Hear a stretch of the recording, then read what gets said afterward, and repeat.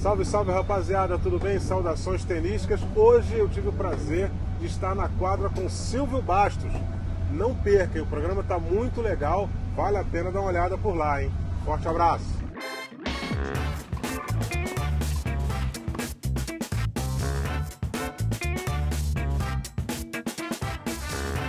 No programa de hoje a gente vai ter aqui do meu lado o Eusébio Rezende. Um prazer, na verdade uma honra ter essa figura aqui do meu lado. E para começar eu queria que ele se apresentasse, falasse quem é, de onde veio e principalmente como é que o tênis entrou na vida dele. Eu queria dizer primeiro que a honra é toda minha estar aqui com você, para a gente falar daquilo que a gente mais gosta, né? É aquilo que não sai da nossa vida em momento nenhum, que é o tênis. E meu nome é Eusébio Silva de Rezende, pouca gente sabe o meu nome completo, é Eusébio Silva da minha mãe, de Rezende do meu pai. Eu nasci em Duque de Caxias em 2 de outubro de 1970, aí você já faz o cálculo de quantos anos vai dar em 2020, né? Vamos para meio século em 2020, né? E eu venho de uma família sem muitos recursos, mas que fez com que eu tivesse o bem mais valioso que um ser humano pode ter, que é a formação cultural e educacional.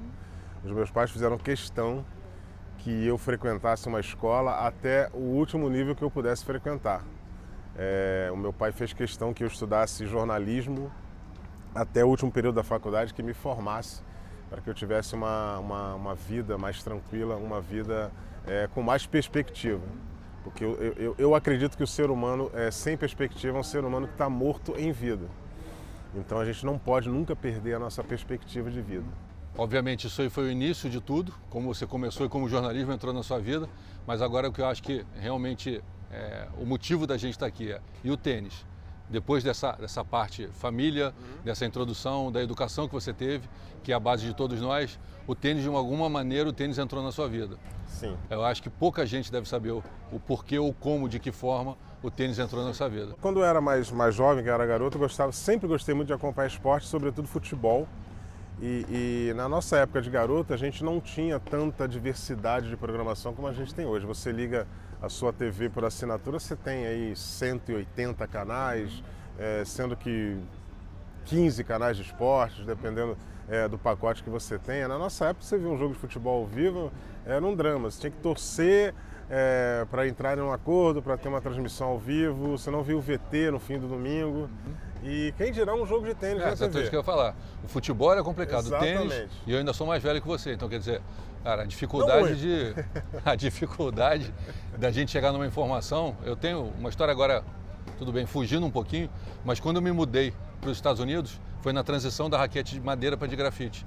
Eu cheguei com uma raquete de madeira para trabalhar nos Estados Unidos e lá já usavam grafite.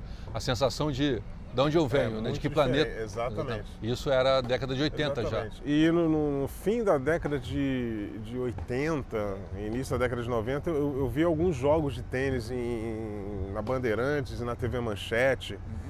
E eu parava para ver, porque era um esporte diferente para mim, para tentar entender a regra.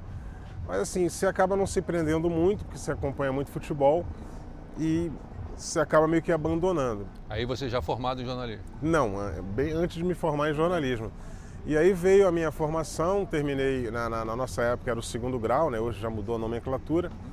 E aí eu me inscrevi, fiz o vestibular para jornalismo, passei para a Universidade Gama Filho e lá eu fiquei durante 4 anos. E nesse período de 4 anos você conhece muita gente e gente que já está no mercado de trabalho. E o que aconteceu? Eu conheci um cara chamado Marcelo Farias Gabrielli. Esse cara trabalha comigo no Sport TV até hoje. Hoje ele é coordenador de eventos externos. Ele é o cara que cuida de uma transmissão, do local da transmissão. Nessa época ele estudava comigo na mesma turma e ele já trabalhava como contínuo na Globo e fazia alguns pequenos serviços para o Jornal Nacional, porque a tia dele trabalhava no Jornal Nacional. E aí assim que eu me formei, eu liguei para ele e falei, pô, Gabriel, você tem... Ele já estava no Sport TV nessa época, eu falei, você tem alguma coisa aí para mim, pode ser de assistente de produção, para carregar uma fita, que naquela época tem fita, né? Hoje essa galera que chega na redação para trabalhar não sabe nem o que é uma fita, não sabe nem o que é uma VHS, né? Porque não existe mais. Aí ele falou, cara, vem aí, faz um teste para narrador que você tem a voz muito boa, lá na faculdade você vivia cantando. Eu falei, Gabriel, é o seguinte, cantar é uma coisa, narrar é outra. Eu assistindo um jogo de futebol em casa, eu não consigo identificar 2, 3 jogadores, quem dirá tendo que narrar um jogo de futebol com 22 caras em campo e mandar emoção para quem está em casa. Não, vai ver e faz um teste. Eu fiquei indo, fiz o teste, aí demorou mais ou menos 1 ano. Aí eu liguei de novo para ele e falei, e aí, cara, nesse meio tempo eu trabalhei em jornal, trabalhei no jornal em Cabo Frio, que já não existe mais. E aí eu liguei de novo para ele e falei, cara, e aí, como é que tá aí? Tem alguma coisinha? Não, vem aqui, faz um novo teste. Ele fez um novo teste, ele falou que aquele primeiro não ficou muito bom e tal. Aí eu fui lá e fiz um novo teste, porque o número de eventos já estava aumentando, o canal estava começando a crescer. Tem que ter uma equipe maior. E os narradores estavam começando a trabalhar demais. Uhum. Aí eu fiz um segundo teste.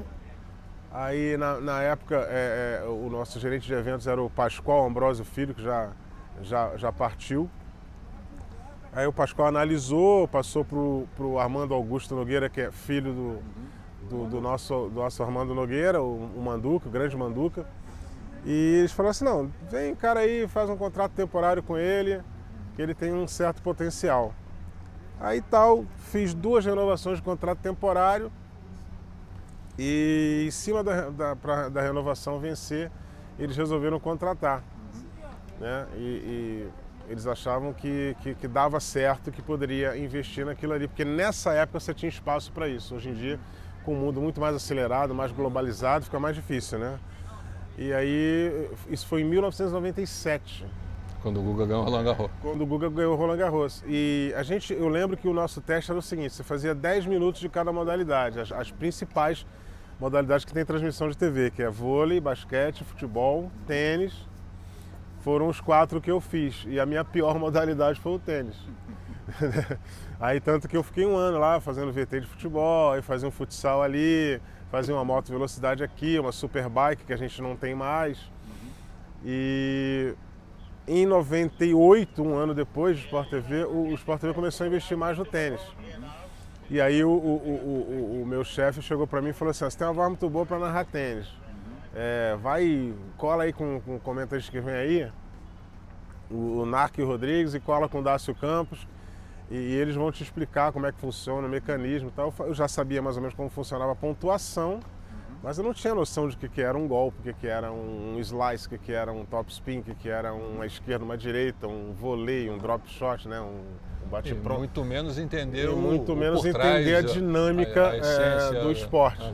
E aí ele falou assim, ó, tem um segredo, você fala o mínimo possível, porque o tênis você não vai falar muito, enquanto a bola estiver em movimento você não fala. E se limita a falar o placar e deixa que o resto do comentarista faz. E com o tempo você vai entendendo, mas dito e feito, né? Com o tempo a gente foi entendendo como funciona o mecanismo do esporte. E a gente estava conversando aqui antes, você talvez seja um caso raro ou o único caso, né, de uma pessoa que entendeu a essência, entendeu como o tênis funciona por dentro, entendeu o sentimento que um jogador tem na hora que ele está ali, mas ao mesmo tempo você nunca, na verdade, sentiu isso. Você entendeu vendo os outros sentirem. Exatamente. Que eu acho que é uma coisa muito diferente. Como vocês estão vendo, a gente está aqui já no meio da chuva. Exatamente aqui, ó. E aqui ele se molhando, eu também, a gente vai continuar daqui a pouco num lugar coberto. Dá para ver, agora a gente mudou aqui pro lado, a chuva atrapalhou um pouquinho, o Eusébio está um pouquinho molhado. Tá um pouquinho molhado aqui. Mas seguindo, você chegou ali naquele momento em que você deu uma colada no Dácio e no Narc, para começar a entender um pouquinho do jogo. Exatamente. E aí eu comecei a pegar a dinâmica, mas isso aí não foi de um ano para outro, isso foi com o passar dos anos e com a quantidade de torneios que a gente foi fazendo. Eu lembro que o meu primeiro torneio narrado foi em 98, já estava há 1 ano no Sport TV, e é um torneio que não existe mais naquele formato, que era um torneio, era o aberto da comunidade europeia, que era disputado na Antuérpia. E tinha raquete de diamante? E eles chamavam de Diamond Rackets, né, que era uma raquete, o troféu era uma raquete em tamanho natural, de ouro maciço. E eu lembro a quantidade de diamantes até hoje, 1.617 pedras de diamante naquela raquete. Quem ganhasse o torneio 3 vezes seguidas, ou 5 vezes alternadas, levava o troféu em tamanho natural para cá. Jogava em carpete indoor. Exatamente. E o Marco Rosset, que é o antecessor do Federer, né, no tênis suíço, ganhou esse troféu e levou para casa. Hoje comentarista da TV Suíça.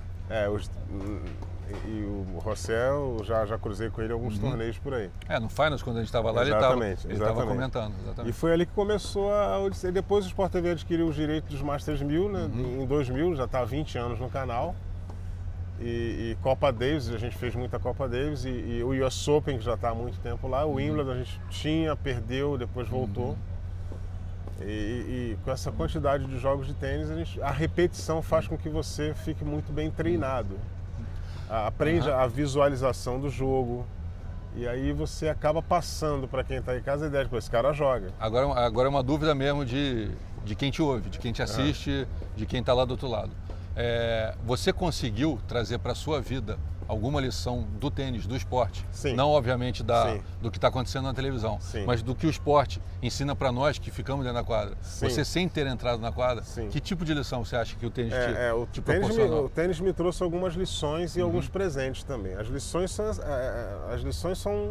são claras, assim. O tênis me ensinou de que você não pode desistir. Você não pode relaxar. Se você relaxar, aquela grande vantagem que você tem, aquela situação confortável que você tem, daqui a 5 minutos ela vai estar de uma outra forma, vai virar uma situação desconfortável. Aí você vai ter que fazer um pouco mais de esforço para recuperar aquela situação confortável. E o tênis me ensinou também que a gente deve priorizar as coisas importantes. Porque o que determina a vitória no jogo de tênis? São os grandes pontos.